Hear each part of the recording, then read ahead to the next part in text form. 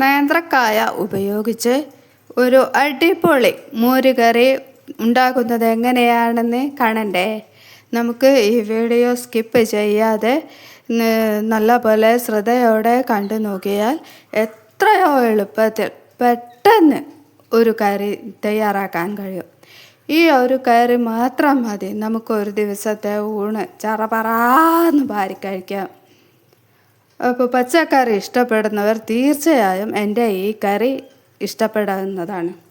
അപ്പോൾ ഞാനിപ്പോൾ ഇവിടെ എടുത്തു വെച്ചിട്ടുള്ളത് 2 നേന്ത്രക്കായയുടെ ഇത് കഷ്ണങ്ങളാക്കി വെച്ചിട്ടുണ്ട്. പിന്നെ അത് നമുക്ക് പാത്രത്തിലേക്ക് ചേർത്ത് കൊടുത്ത് പിന്നെ അതിന് വേവാൻ ആവശ്യമായ വെള്ളവും ചേർത്ത് കൊടുത്ത്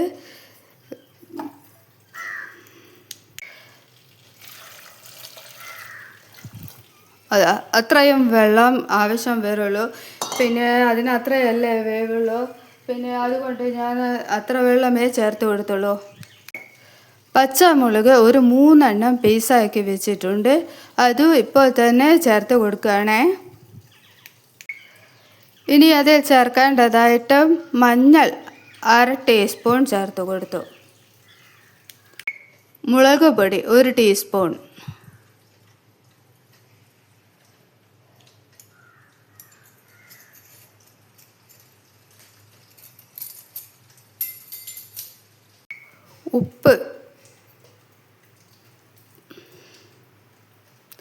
ഉപ്പ് ഓരോരുത്തർക്കും ഓരോരോ അളവിലായിരിക്കും. അതുകൊണ്ട് ഞാനിപ്പോൾ 1 ടീസ്പൂൺ ഉപ്പാണ് ചേർത്തിരിക്കുന്നത്. ഇനി നമുക്ക് ഗ്യാസ് ഓണാക്കി കൊടുക്കുക. അത് കഴിഞ്ഞ് നല്ല മൂടി വെച്ച് അതൊന്ന് നല്ലപോലെ തിളച്ച് വേവാവട്ടെ. നല്ലപോലെ തിളച്ച ശേഷം അത് പിന്നെ വെള്ളമുണ്ടോ എന്നൊക്കെ ശ്രദ്ധിക്കണേ.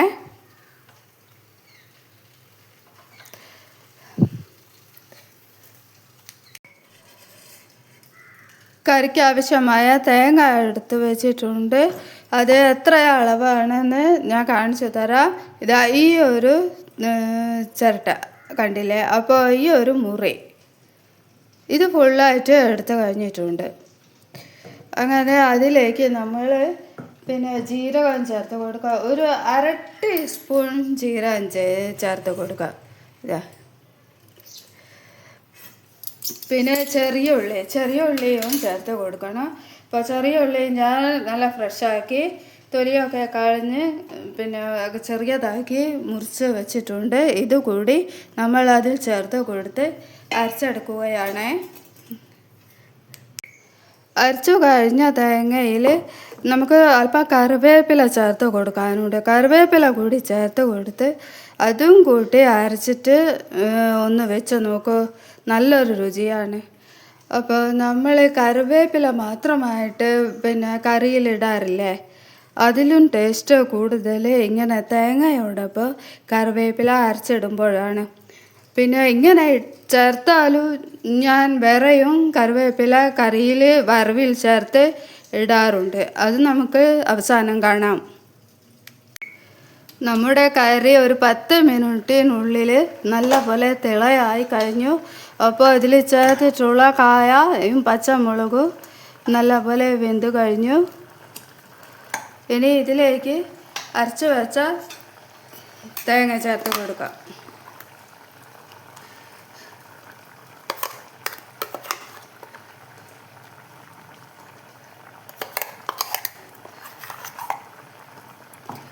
അപ്പോൾ കൂടുതൽ വെള്ളമൊന്നുമില്ല. അപ്പോൾ അരച്ച തേങ്ങയൊക്കെ ചേർത്ത് ചെറിയ തീയിൽ ഒന്നുകൂടി തിളപ്പിക്കണം.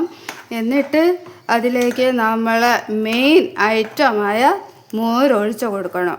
അപ്പോൾ ഞാനിവിടെ വാങ്ങിയത് മോരല്ല, തൈരാണ്. മിൽമയുടെ തൈരാണ് വാങ്ങിയത്. അപ്പോൾ മിൽമയുടെ തൈരിന് ഒരു കട്ട ആയി കിടക്കൂലേ, അപ്പോൾ അത് മൂടി വെക്കട്ടെ.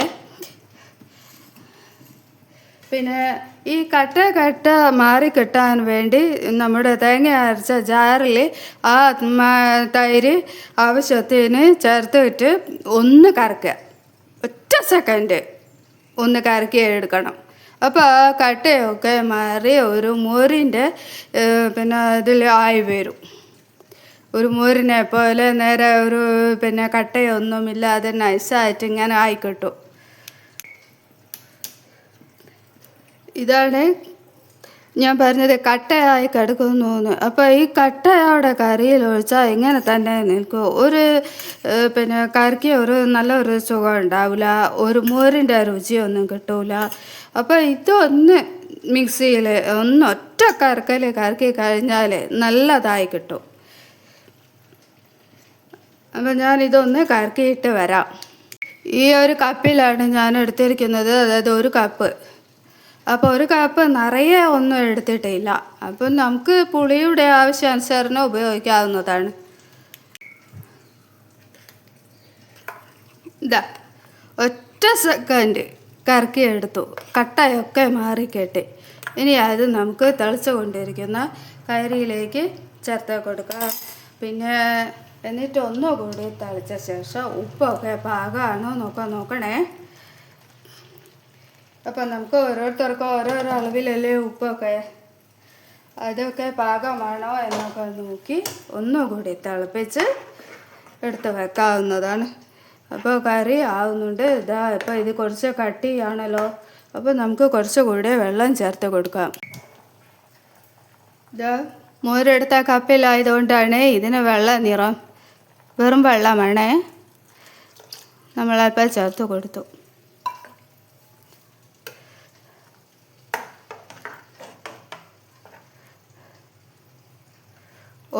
പാകം. തീ കൂട്ടി വെച്ച് നല്ല പോലെ ഒന്ന് തിളയാവട്ടെ.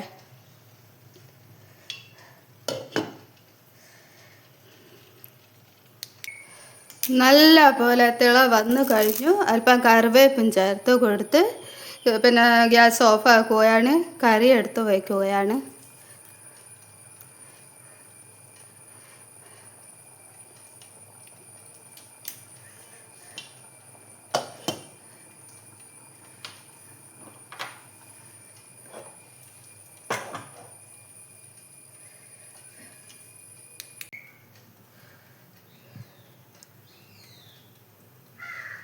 അപ്പോൾ കറിക്കുള്ള വറവിടാണ്. കടുക്,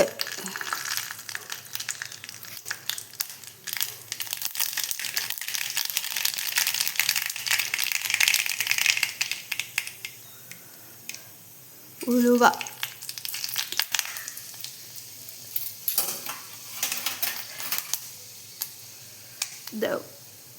ചെറിയ ഉള്ളി, കറിവേപ്പില.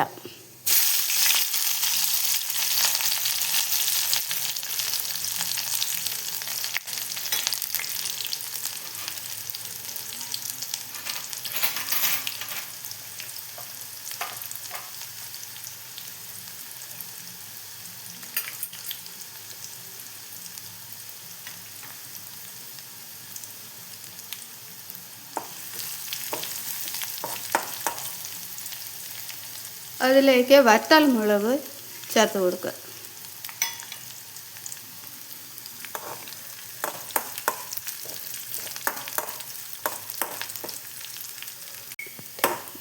ചെറിയ ഉള്ളിയും വറ്റൽ മുളകും മൂപ്പായി വന്നു കഴിഞ്ഞു. ഇനി നമ്മൾ അതിനെ എടുത്ത് കറിയിൽ ചേർത്ത് കൊടുക്കുകയാണ്.